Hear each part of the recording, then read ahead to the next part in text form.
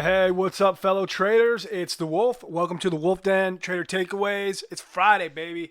We had a super amazing day. First of all, hopefully you guys stayed safe and made that money. That's what it's all about. That's why we study so hard. FRSX, little squeeze. We'll get into that. CDMO, DOVA, NERV, ATAI. 3 times recycling on that. Let's just hop right up into it, Rebecca. Thank you. So we got here FRSX. Now FRSX, this trade started in the filing. So let's just real quickly take a look. They had a 424 come out right here. This is the fundamental room in the Wolf Den. We'd love to have you guys in here. So here are the underwriters and their positions. American Depository Shares. There's 4 million shares with the option to purchase an additional 600,000. But basically, here's the price that they're getting them for, 150. And then I always look to see the proceeds before us. That's like basically the net price that these underwriters are dropping. So these guys are into this stock for 5.6 million, possibly 6.4 at $1.41. Okay, now with that said, let's hop over to the Jumbotron and let's take a look to see if they got these things off. Now, if you can tell, this stock is just creeping down from 12 bucks and it likes to give back its gains. Look right here, it's giving it back. Boom, and then a flush, giving it back. Now, if we hop back, we see the filing date was on November 16th, give or take. So let's look and see what they had from this date. This is where they got it. Now, maybe they at 141. So it's possible that they did 316 right here, 314. Now they might have got some off right here because look, this is that massive flush. Maybe they just wanted to get a little taste of that cheddar. The volume on this day, where's it at? I know where this volume is. It's a different screen. Where is it on the Jumbotron? This thing's so massive I can't find it.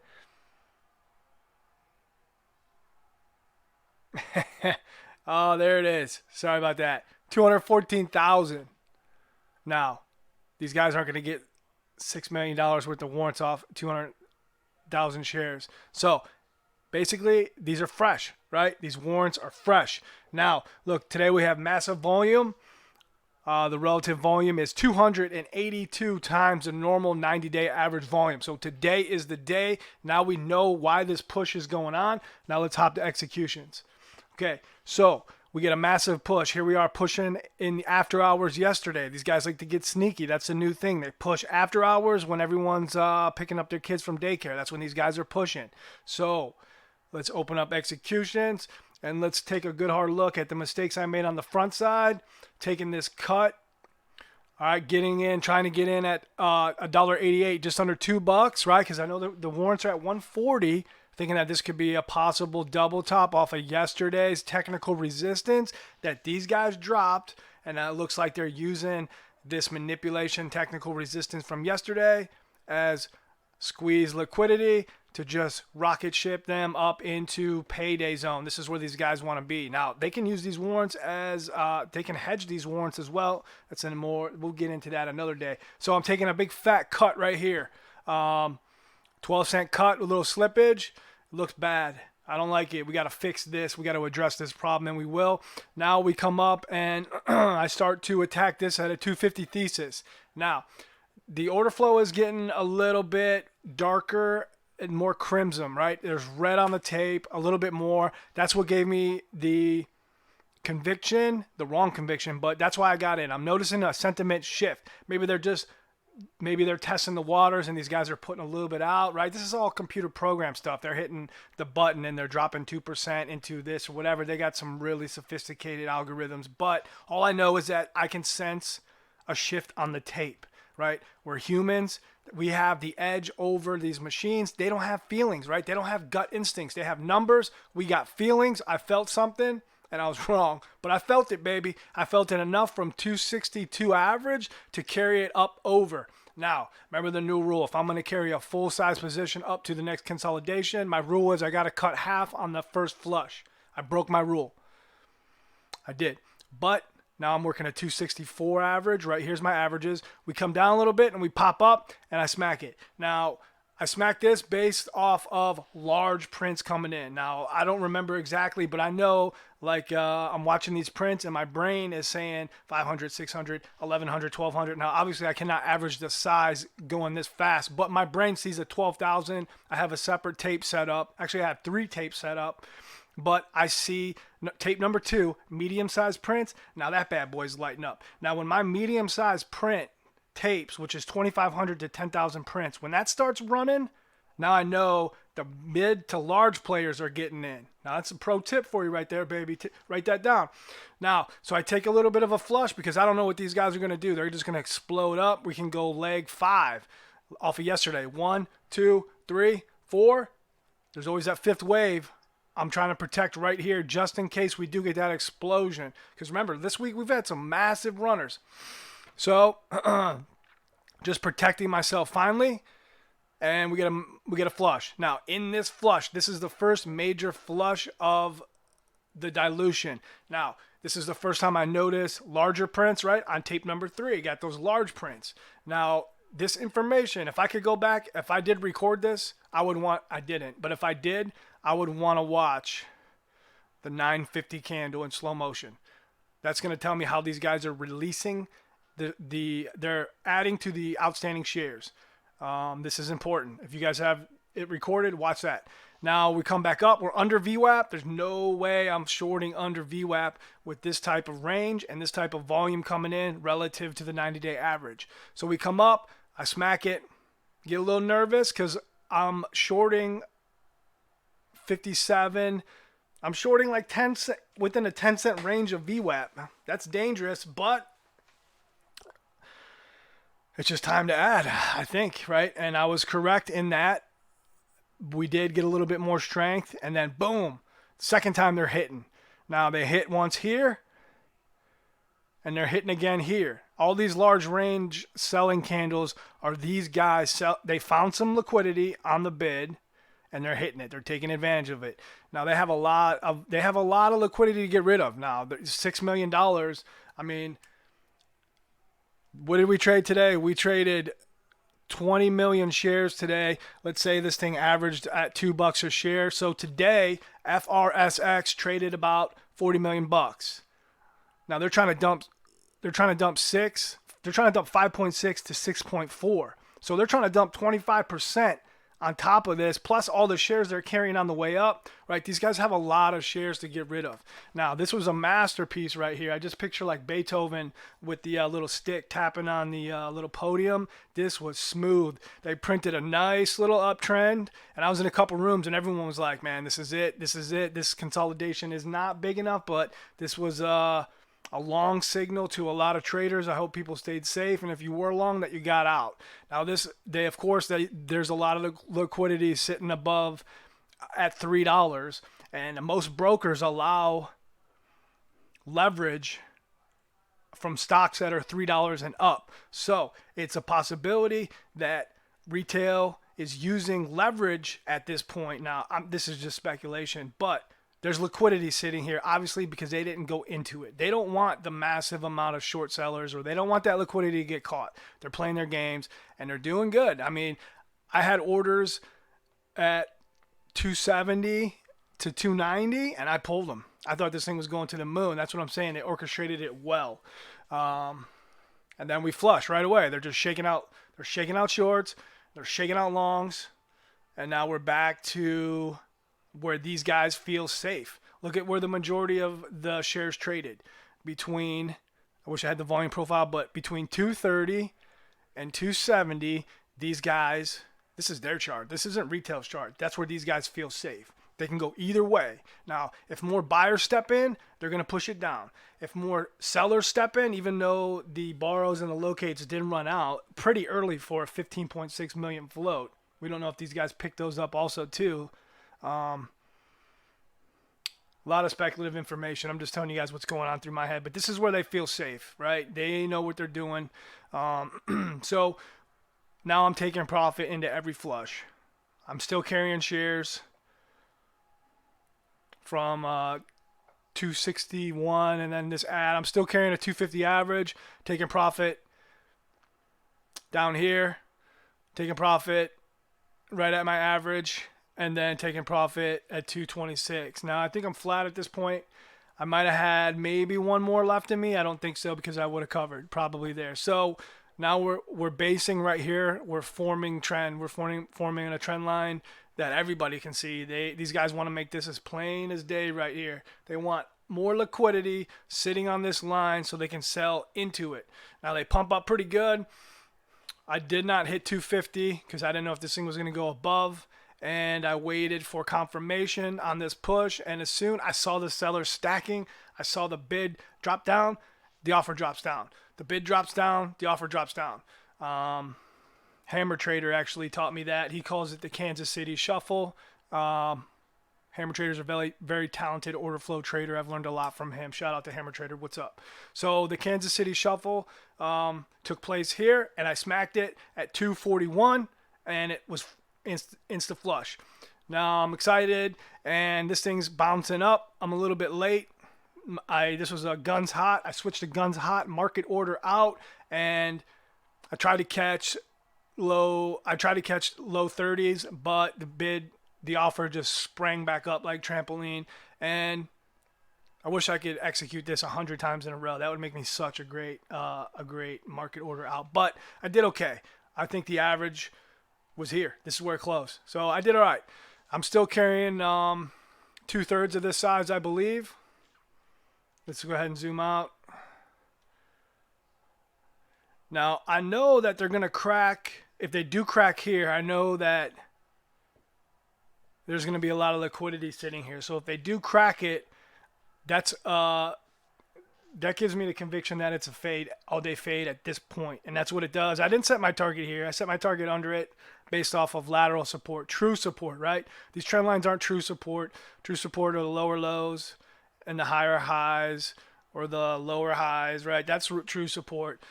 So I take another position off right here, and this is too low for me to add.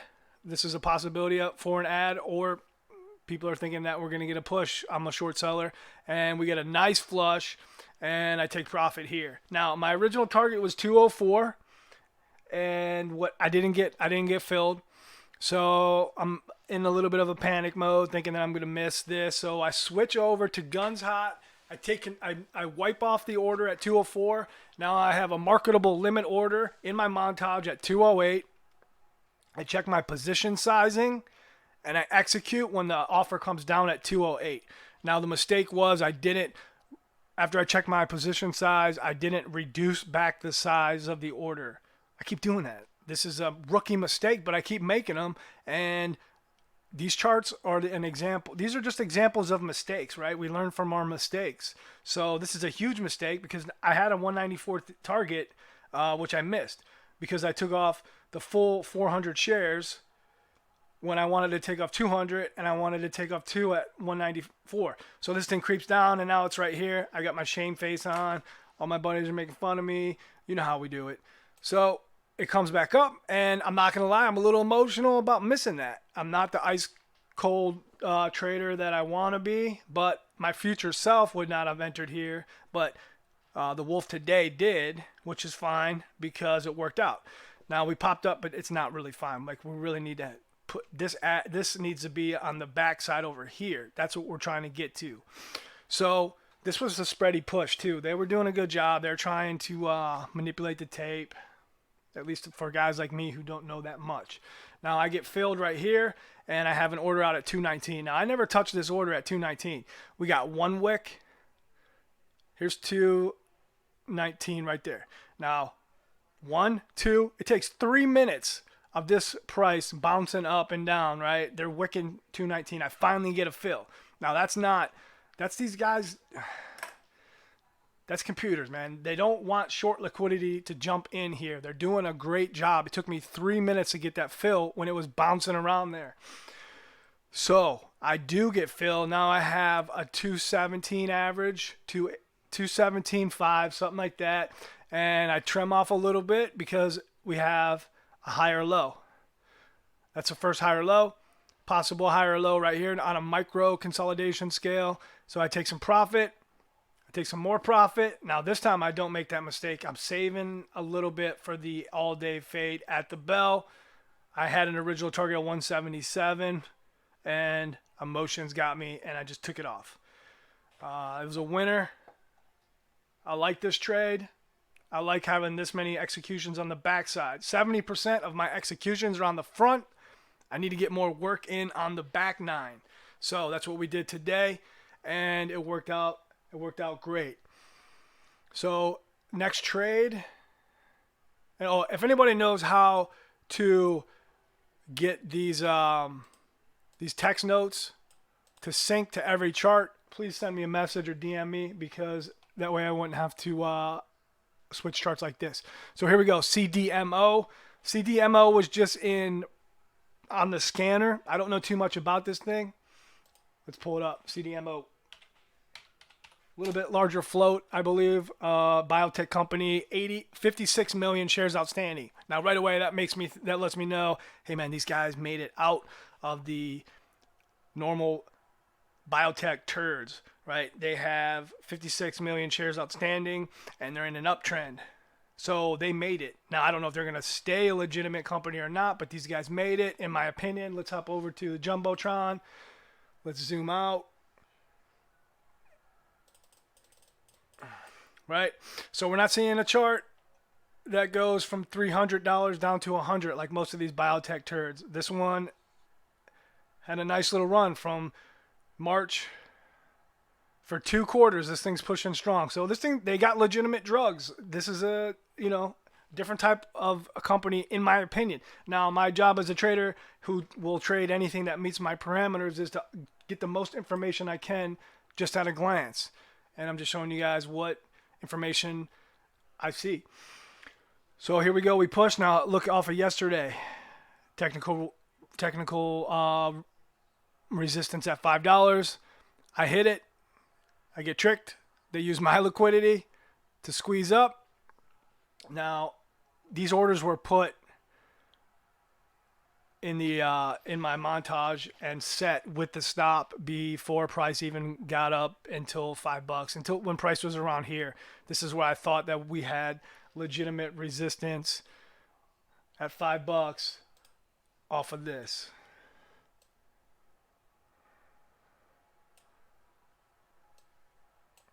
So I'm hitting this thing at $5 because of this right here.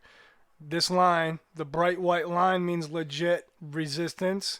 So that's why I hit it. Now I'll show you why. Let's go all the way back to the 3-year volume profile. And here you go. Look at this volume. Here's a an LVN, low volume node. So I use this as resistance. Now here we go. I don't touch it. Now, at least I don't continue to try to smack this thing around, because I always lose on the front. I need to be more patient, and this is a good example of me starting to understand to respect the front a little bit more. I wait for a nice retracement, 560 to 40 cents, 45 cents, which is almost 10%. That's going to scare longs a little bit, at least to give the stock time to breathe. So I start to enter into strength on pops, basically projecting lower highs. And off this first one, I don't trim because I think we're going to downtrend to VWAP. We get a nice pop. I got a 532.5 average, and I start to take some profit here. Excuse me. So I'm taking profit, 525. Right. So this is like 15, 20 cent scalp, which is fine. I'll run that channel all day. If I can do that 10 times, that's $2 minus commissions. We'll do that. I'll run that. I'll run that channel. I keep adding into strength, and I'm taking profit. Projecting a downside continuation.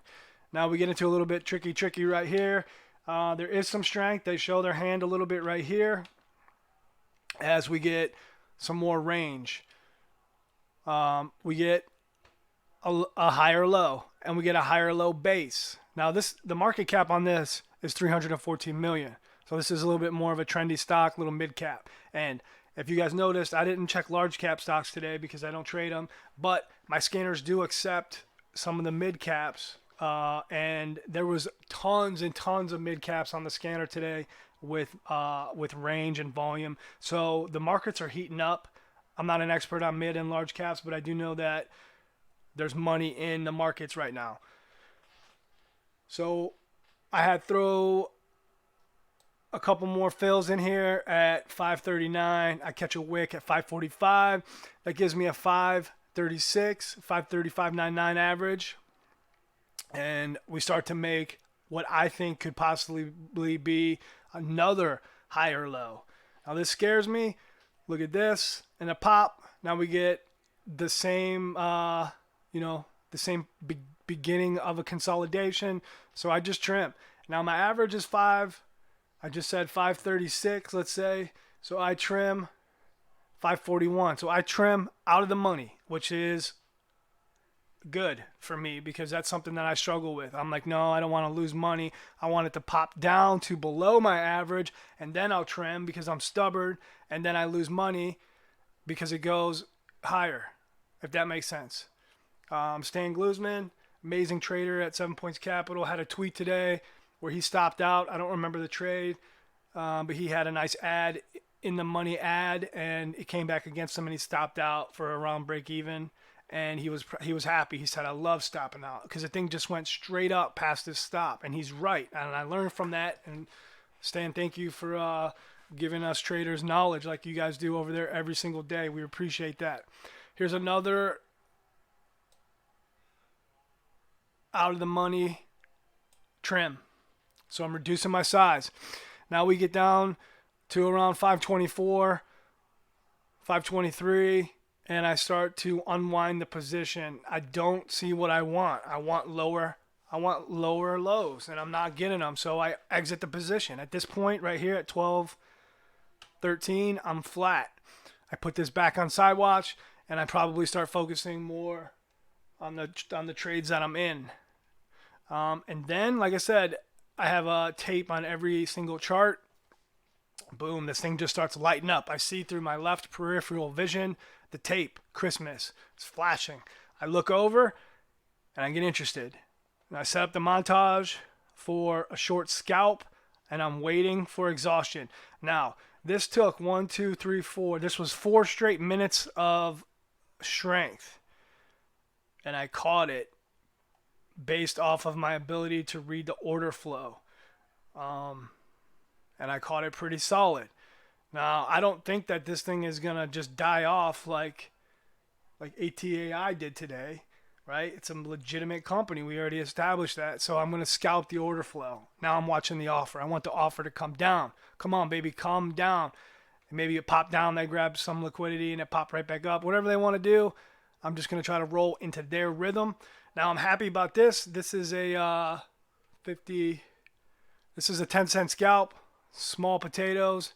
But if I could do that 100 times a day, I'll do it. I'll take it. I'll take it. So then I can try it again. And now I notice that we're starting to get into a little wedge here. See this little piece of pizza pie right there.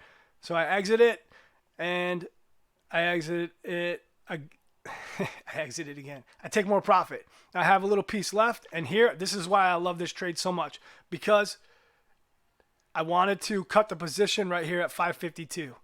And I just can't. I don't know why. I feel like it's going to wick, and I'm going to get stopped out, and then I'm going to miss out. But after we got this push here and I did stop out, it hit me. Boom. Bro, you have to bring your stop down after you're in the money to a break even. And if this drops down even farther, I bring my stop down, I trail it. This right here is a beautiful trade because I get it now. We'll see if I can execute, but I do get it. And that was it. That was a profitable trade. But this front side cut took away a lot of my profits. I remember looking at the P&L after the trading day, and I was like, that's it right here. We need to protect on the front. We need to know that when we do get front side push, there's going to be slippage, right? So try to adjust. I mean, you could track your slippage, but, at least adjust for possibility of slippage. So let me show you guys the biggest loser of the day, of the week, DOVA.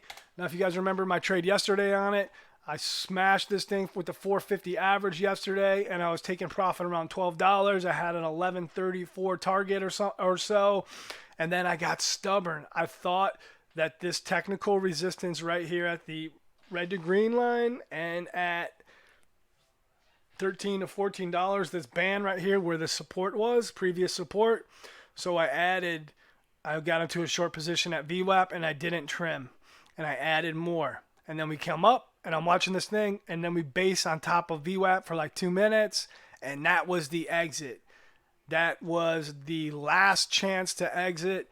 And I'm making a huge mental note, because then this thing starts grinding, and I just can't take it anymore. I did not even fight for price to exit on this one. So this one wiped out more than today's profits. This was a big loss for me. This was the biggest loss on the week, and it's so sad. No, but this needs to be addressed. This trade will haunt me this weekend. So if you guys learn anything from this, stop. If you can't cut, use a hard stop. NERV, I'm still carrying shares from the front side. This is a 3-day on the borrow with a 729 average. So 729 is my average right here. Now we're fading down. I carried these shares over 1, 2, 3 days. I don't want to carry it into the weekend.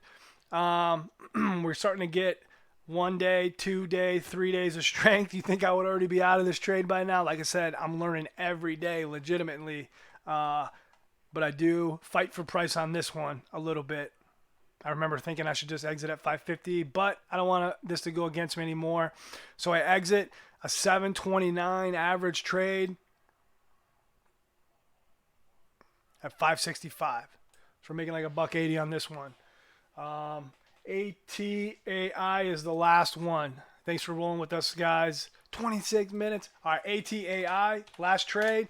3 times recycle. Winner, baby. This is the one. This is the types of trades that we love. And let me tell you why I like this trade so much. We get a massive push. 8 o'clock in the morning. These guys are working, right? They're printing candles. But we come back down and we get a lower high right here. Now look at this retracement. I don't know the exact percentage, but we're coming from 370 to 313. So we're doing like 55 cents on $3 is 1/6. So about 18%, 12%, something like that. But we did end up giving back over 20%. We had a greater than 20% retracement, and that will keep longs out of the trade. So just from that gave me the conviction to hit these with large size in one bullet. Now I did try to get in. This is a starter. I wanted to get in 350. Came up, I top ticked it, and I was hoping for another leg. Early trim, not the full position, but a quarter, at least a quarter, probably a quarter, is me at VWAP wanting this to go higher. I didn't trim down here, probably because I was small size. It was only a starter, which means that I want more money. I want more meat. So I held because of that large retracement. And then we pop up at the open. I don't hit it. I want to get a better read on this. And then we base a little bit. I'm watching the tape along with other things, and I can get a little bit of, I do a personality check, right? Like the first 10 minutes of a stock is like that first date, right? You're just trying to gather intel, who's in it, who's playing, how much money's coming in and out, what's the baseline volume, etc. So we get a little pattern right here and a squeeze. Now I threw this order out. Watching the tape at the VWAP is going to give me an indication of what's going on, right? Decision points, key levels of support and resistance, and VWAP or moving averages, whatever the chart has been respecting throughout the day. Those are the most important times to watch the tape and the level 2, because you're going to get a more honest read at that point, in my opinion. So get a rating here, add here, take a little bit off. Again, hoping we get another push. We do not. Then we get an insta stuff flush, boom, bottom tick that. I think that was the limit order. And then then it just comes up and we're weak. We're printing lower highs, right? Lower high. Lower high, lower high. And I'm just top ticking this thing and bottom ticking this thing. I'm in a nice rhythm. These are limit targets. Target here. And then I had a 71 target and I got greedy. I wanted this chart to be perfect, and I wanted a 262 on top of yesterday's close, and we didn't get it, but I did hold off for that all-day fade. Ding, ding, ding, close, winner, winner, chicken dinner. It was an epic trade. I like it. Yeah, I like this trade. I like recycling shares, and I like being a day trader. And I also like doing these recaps, guys, so I really appreciate your time today. Let's hop over and just real quick, let's see what ran. What's going to be in play on Monday? So like I said, here's the fundamental room. Also, XBIO, they just did, let's take a look since I got you. 1 for 12 reverse split on July 25th, 2019. They're doing their rinse and repeat cycle. The outstanding shares right now on that is 870,000. And they have a fresh S1 amended for 35 million bucks. And we know what time it is on that one. Now runners, and we'll get you guys out of here in 1 minute. So here's what XBIO did today. Look at this tiny volume, large range. ATAI we went over. CDMO, that might be in play. Next week it probably will be. CAMP, putting in patterns. Check this out. This might be in play Monday. FRSX. These guys, in my opinion, did not have enough volume to get $5.6 to $6.4 million worth of shares off. So that might be in play Monday. We'll see. They might let it breathe a little bit. PHUN, that's a name that we all know. That might be in play on Monday. UMRX, this thing just wants to go, right? Looks like they just gave up on it. They let it crack, come back. They didn't let it come up to a retest. Here's legit resistance, but this thing could push in the after hours. That's where these guys like to push, in the after hours now. It's a new thing. And DOVA. DOVA is strong. Mid-cap stop. All right, guys. So that's it. I know these trade recaps are getting to be a half hour. Leave comments if you don't want to listen to me talk that much. But I really do appreciate your ear. Everyone at Wolf Trading, we're excited to communicate with you guys.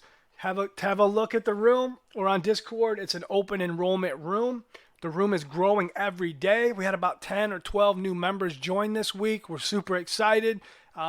Basically, the more members that join, the more eyes we have on these charts and the more information we can exchange with each other, making it just that much easier to get 1% better every single day. All right, guys, this is a Wolf. Have a great weekend and try to sneak in a little bit of that study time. All right, take care.